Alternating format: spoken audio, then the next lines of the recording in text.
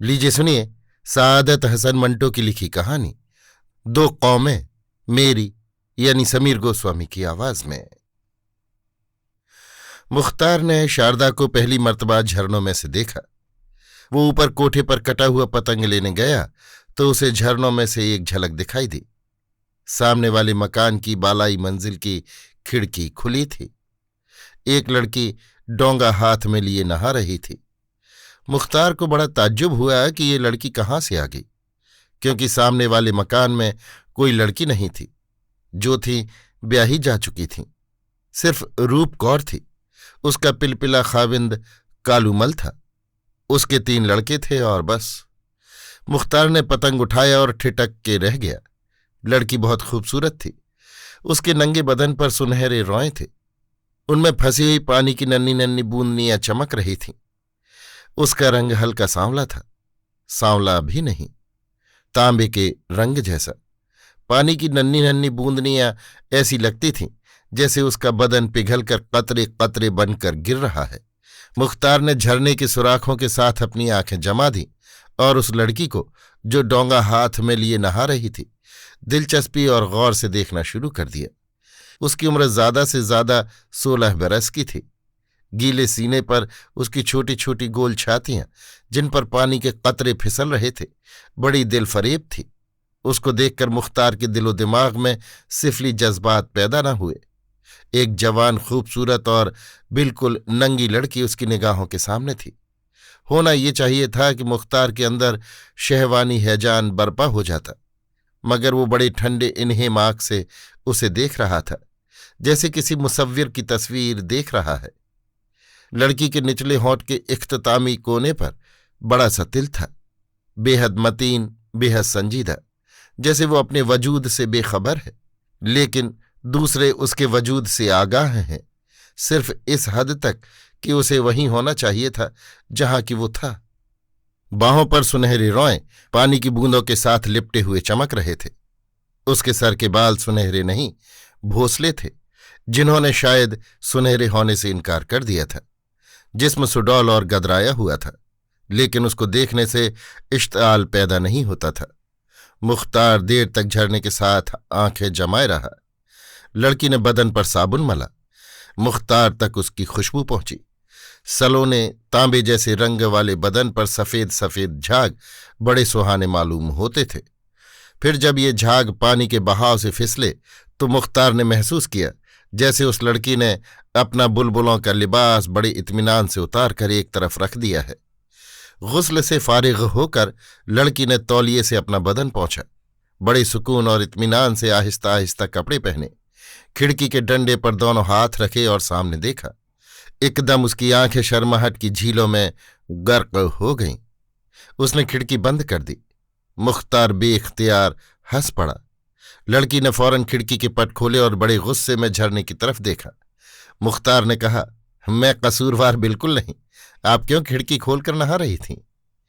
लड़की ने कुछ न कहा। गैज आलूदा निगाहों से झरने को देखा और खिड़की बंद कर ली। चौथे दिन रूप कौर आई। उसके साथ ही यही लड़की थी। मुख्तार की माँ और बहन दोनों सिलाई और क्रोशिये के काम की माहिर थीं। गली की अक्सर लड़कियां उनसे ये काम सीखने के लिए आया करती थीं। रूप कौर भी उस लड़की को इसी गरज से लाई थी, क्योंकि उसको क्रोशिये के काम का बहुत शौक था। मुख्तार अपने कमरे से निकलकर सहन में आया तो उसने रूप कौर को प्रणाम किया। लड़की पर उसकी निगाह पड़ी तो वो सिमट सी गई। मुख्तार मुस्कुराकर वहां से चला गया। लड़की रोजाना आने लगी। मुख्तार को देखती तो सिमट जाती। आहिस्ता आहिस्ता उसका ये रद्दे अमल दूर हुआ और उसके दिमाग से ये ख्याल किसी कदर महव हुआ कि मुख्तार ने उसे नहाते देखा था। मुख्तार को मालूम हुआ कि उसका नाम शारदा है, रूप कौर के चचा की लड़की है, यतीम है, चिचो की मल्लिया में एक गरीब रिश्तेदार के साथ रहती थी। रूप कौर ने उसको अपने पास बुला लिया। एंट्रेंस पास है, बड़ी ज़हीन है, क्योंकि उसने क्रोशिये का मुश्किल से मुश्किल काम यूं चुटकियों में सीख लिया था। दिन गुजरते गए। इस दौरान में मुख्तार ने महसूस किया कि वो शारदा की मोहब्बत में गिरफ्तार हो गया है। ये सब कुछ धीरे धीरे हुआ। जब मुख्तार ने उसको पहली बार झरने में से देखा था तो उस वक्त उसके सामने एक नज़ारा था, बड़ा फरहतनाक नज़ारा। लेकिन अब शारदा आहिस्ता आहिस्ता उसके दिल में बैठ गई थी। मुख्तार ने कई दफा सोचा था कि ये मोहब्बत का मामला बिल्कुल गलत है, इसलिए कि शारदा हिंदू है। मुसलमान कैसे एक हिंदू लड़की से मोहब्बत करने की जुर्रत कर सकता है। मुख्तार ने अपने आप को बहुत समझाया, लेकिन वो अपने मोहब्बत के जज्बे को मिटा न सका। शारदा अब उससे बातें करने लगी थी, मगर खुल के नहीं। उसके दिमाग में मुख्तार को देखते ही ये एहसास बेदार हो जाता था कि वो नंगी नहा रही थी और मुख्तार झरने में से उसे देख रहा था। एक रोज घर में कोई नहीं था। मुख्तार की माँ और बहन दोनों किसी अजीज के 40वें पर गई हुई थी। शारदा हस्बे मामूल अपना थैला उठाए सुबह 10 बजे आई।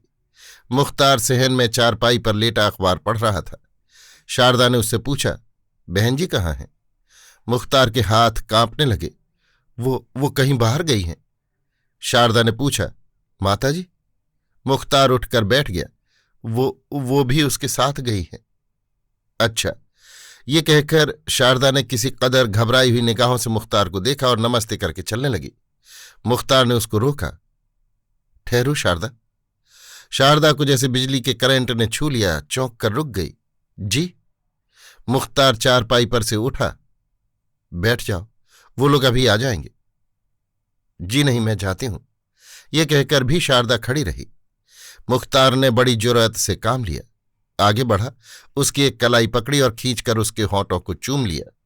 ये सब कुछ इतनी जल्दी हुआ कि मुख्तार और शारदा दोनों को एक लहजे के लिए बिल्कुल पता न चला कि क्या हुआ है। इसके बाद दोनों लरजने लगे। मुख्तार ने सिर्फ इतना कहा, मुझे माफ कर देना। शारदा खामोश खड़ी रही। उसका तांबे जैसा रंग सुर्खी माइल हो गया। होंठों में खफीफ सी कपकपाहट थी, जैसे वो छेड़े जाने पर शिकायत कर रहे हैं। मुख्तार अपनी हरकत और उसके नताइज भूल गया। उसने एक बार फिर शारदा को अपनी तरफ खींचा और सीने के साथ भींच लिया। शारदा ने मुजाहमत न की। वो सिर्फ मुजस्समा हैरत बनी हुई थी। वो एक सवाल बन गई थी, एक ऐसा सवाल जो अपने आप से किया गया हो। वो शायद खुद से पूछ रही थी, ये क्या हुआ है? ये क्या हो रहा है? क्या उसे होना चाहिए था? क्या ऐसा किसी और से भी हुआ है? मुख्तार ने उसे चारपाई पर बिठा लिया और पूछा, तुम बोलती क्यों नहीं हो शारदा? शारदा की दुपट्टी के पीछे उसका सीना धड़क रहा था। उसने कोई जवाब न दिया। मुख्तार को उसका ये सुकूत बहुत परेशान कुन महसूस हुआ। बोलो शारदा, अगर तुम्हें मेरी ये हरकत बुरी लगी है तो कह दो। खुदा की कसम मैं माफी मांग लूंगा। तुम्हारी तरफ निगाह उठाकर नहीं देखूंगा।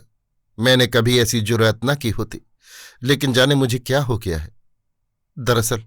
दरअसल मुझे तुमसे मोहब्बत है।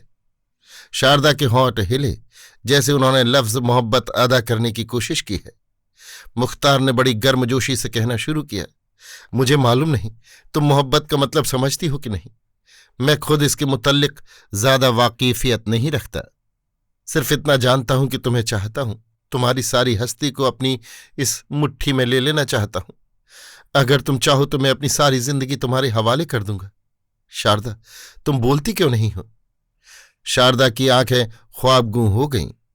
मुख्तार ने फिर बोलना शुरू कर दिया, मैंने उस रोज झरने में से तुम्हें देखा। नहीं, तुम मुझे खुद दिखाई दी। वो एक ऐसा नजारा था जो मैं ताक़यामत नहीं भूल सकता। तुम शर्माती क्यों हो? मेरी निगाहों ने तुम्हारी खूबसूरती चुराई तो नहीं। मेरी आंखों में सिर्फ उस नजारे की तस्वीर है। तुम उसे जिंदा कर दो तो मैं तुम्हारे पांव चूम लूंगा। ये कहकर मुख्तार ने शारदा का एक पांव चूम लिया। वो कांप गई। चारपाई पर से एकदम उठकर उसने लर्जा आवाज में कहा, ये आप क्या कर रहे हैं? हमारे धर्म में।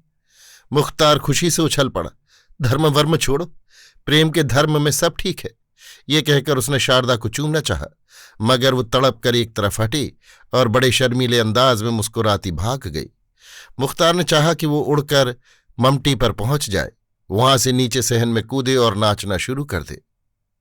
मुख्तार की वालिदा और बहन आ गईं तो शारदा आई।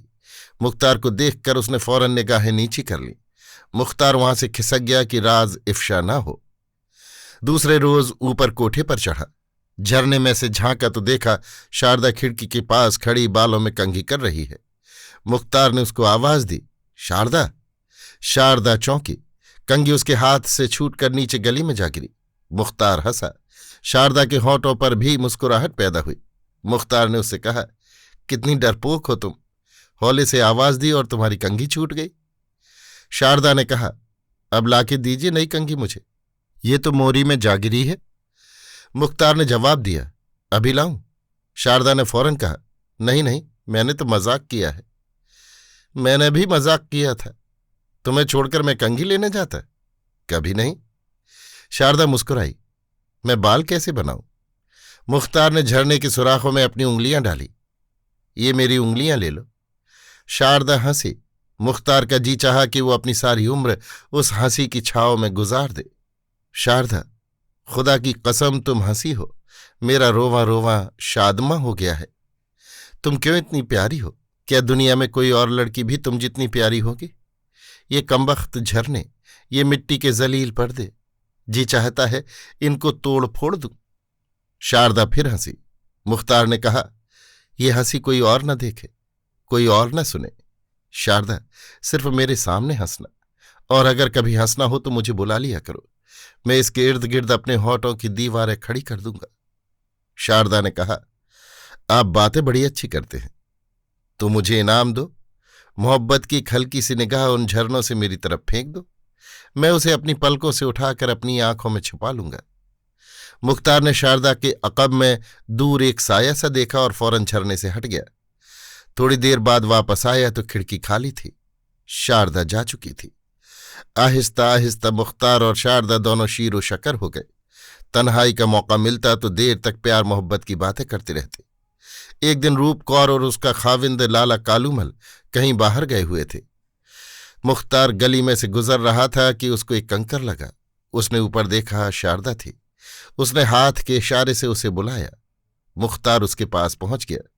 पूरा तखलिया था, खूब घुल मिल के बातें हुईं। मुख्तार ने उससे कहा, उस रोज मुझसे गुस्ताखी हुई थी और मैंने माफी मांग ली थी। आज फिर गुस्ताखी करने का इरादा रखता हूं, लेकिन माफी नहीं मांगूंगा। और अपने होठ शारदा के कपकपाते हुए होठों पर रख दिए। शारदा ने शर्मीली शरारत से कहा, अब माफी मांगिए। जी नहीं, अब ये होठ आपके नहीं मेरे हैं। क्या मैं झूठ कहता हूं? शारदा ने निगाहें नीची करके कहा, ये होठ क्या, मैं ही आपकी हूं। मुख्तार एकदम संजीदा हो गया। देखो शारदा, हम इस वक्त एक आतिशफिशा पहाड़ पर खड़े हैं। तुम सोच लो, समझ लो।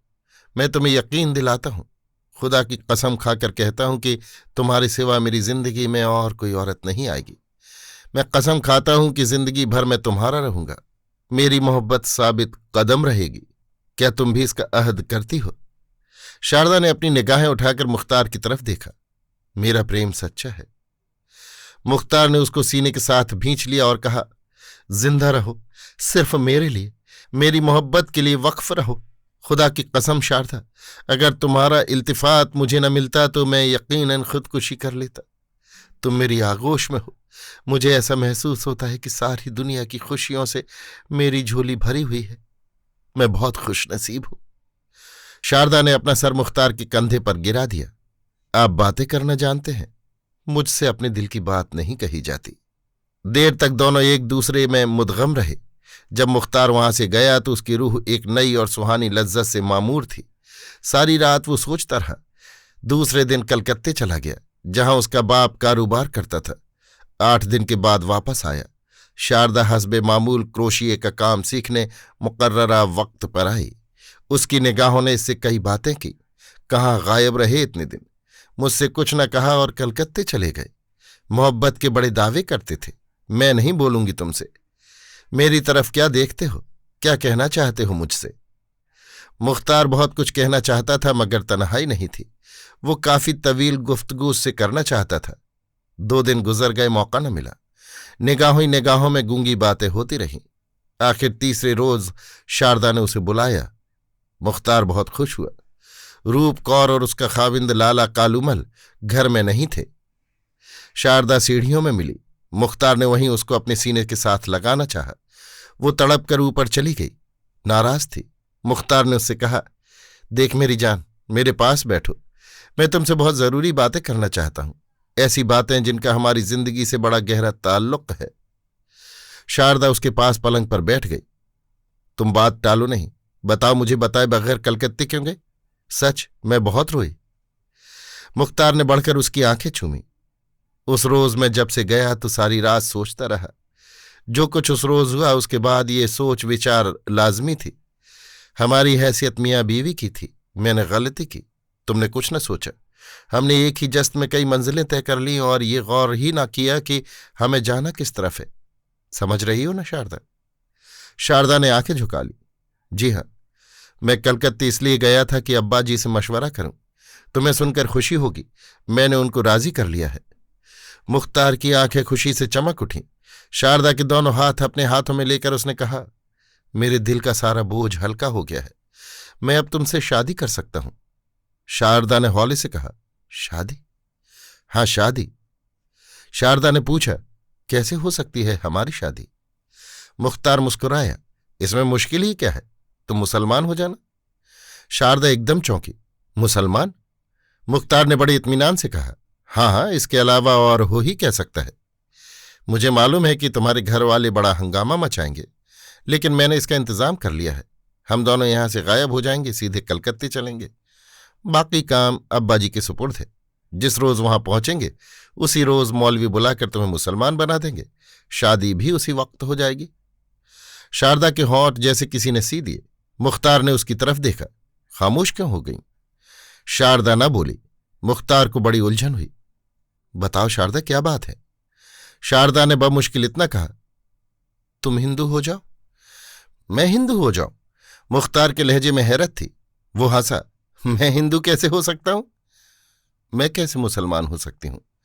शारदा की आवाज मध्यम थी। तुम क्यों मुसलमान नहीं हो सकती?